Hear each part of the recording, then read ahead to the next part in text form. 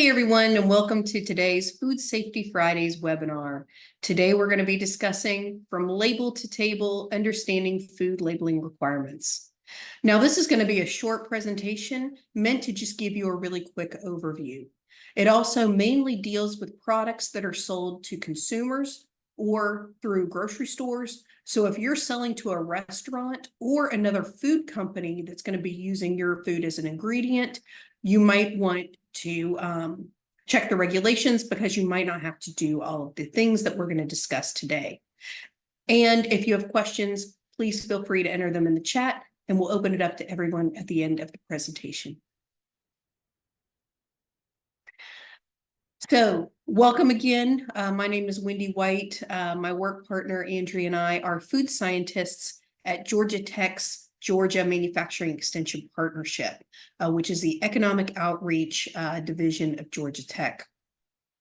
Prior to joining Tech a few years ago, we both had extensive industry experience working in food manufacturing. So we have definitely been where you've been, and we know the challenges that you face, especially with complex subject like labeling.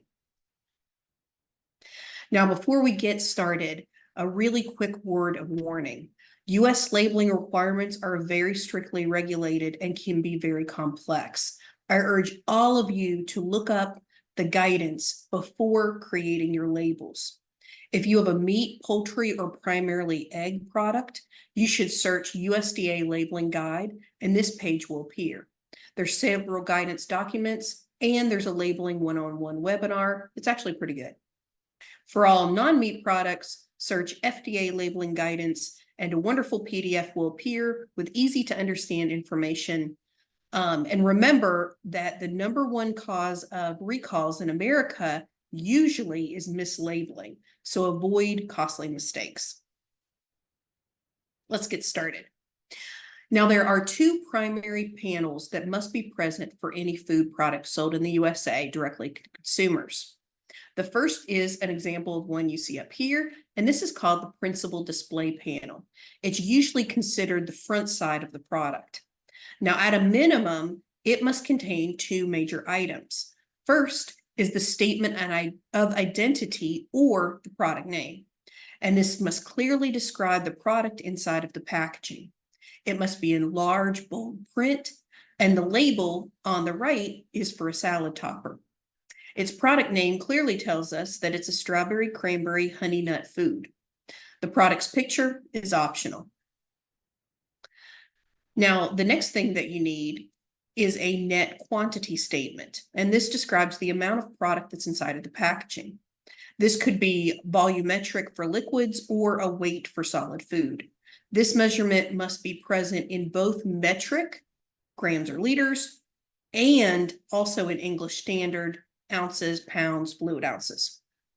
And these usually appear at the bottom of this front panel. And you can see it right here in this picture. So the second panel that is required is called the informational panel. Now this one can be located on the back of the product or on the side panels. It doesn't matter where it is, as long as they're together and they're clearly visible. Probably the most important one that we all know about is the nutrient facts panel. This is the breakdown of the nutrients in an average serving size of the product.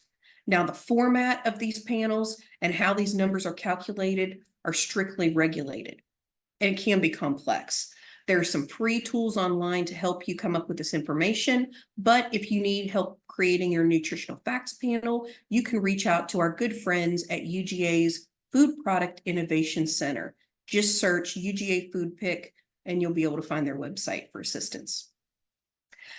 Now, the next is the ingredient statement, in which all of the ingredients have to be listed in order from biggest to smallest. This is an example. It might be a little too small for you to see, but we can see that the first ingredient in this picture is called strawberry flavored cranberries. And that ingredient has some sub-ingredients, cranberries, sugar, natural flavor, sunflower oils, that are listed in parentheses immediately after it.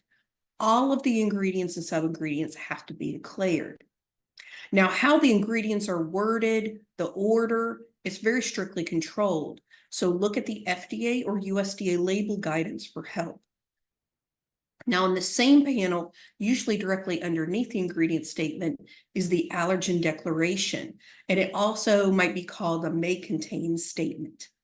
This must, absolutely must, list any of the 9 declarable allergens that are present in any quantity inside of the product.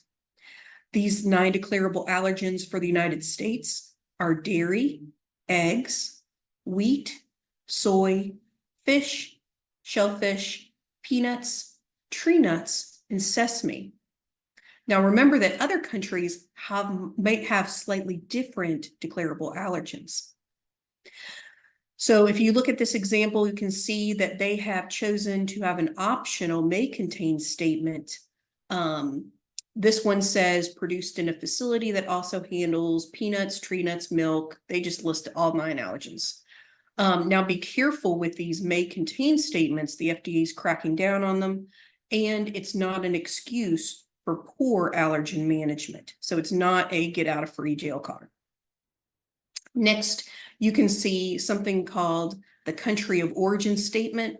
Right here, it says product of the USA. And finally, the company name must appear somewhere on this panel. Now, this might be the distributor or the original manufacturer. If there's a co-packer that makes the product for another company, then that company name might be on there. But it's really important information for consumers so that they knew who made this product.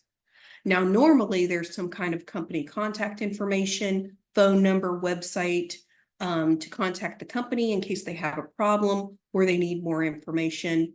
In this example, it isn't on there, I promise you, but it was cut off. It was right to the right of the nutritional panel fact.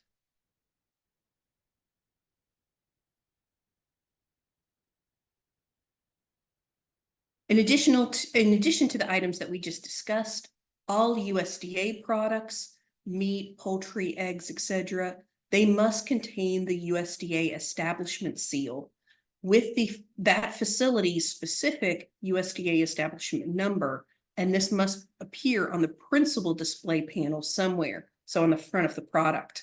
And you can see an example, the establishment numbers. If there's a P, like in the first seal up here, that denotes a poultry facility, and then if it doesn't have the P, usually it's a meat, pork, lamb, veal, something like that.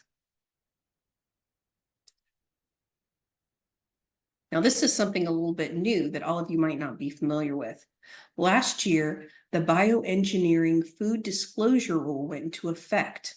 Now, if your product contains an ingredient that could be a bioengineered food, it needs to be stated somewhere on the package.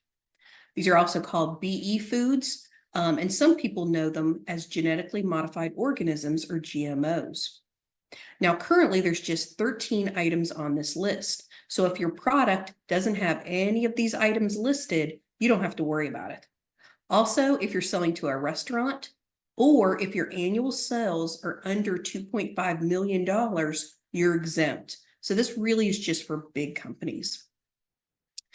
They're giving you a couple of options on how to make this disclosure. You can have a statement that says something like bioengineered or contains a bioengineered ingredient.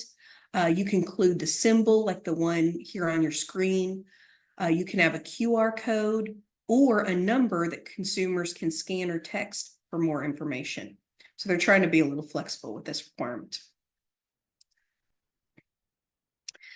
So I think you can see how complex labeling can be. We'll end here where we started with a strong suggestion to read the applicable labeling guidance from USDA or FDA to ensure that your labels are correct before they go to the printer, and heaven forbid before they go out into the field. So if you enjoyed this webinar, keep in touch with us. You can sign up for our food and beverage newsletter. It usually comes out quarterly to learn industry updates, regulatory changes, auditing news, all kinds of different things, and what's going on with our department, classes, events, workshops. I also wanted to let y'all know about an exciting event that we have planned for the fall. It's November 6th this year.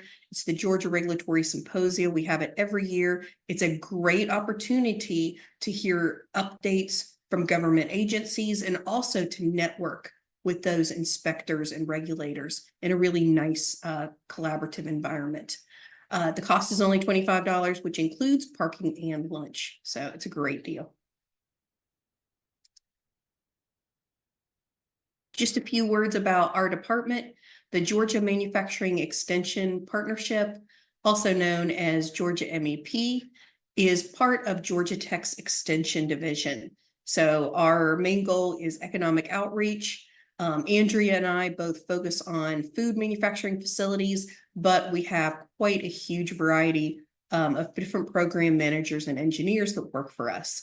So if you're looking for help from anything from cybersecurity, supply chain management, process improvement, ISO help, we could probably help you with that. In addition to the food services that Andrew and I help with, food safety, regulatory compliance, supply chain management, third-party audit help, and product formulation scale-up.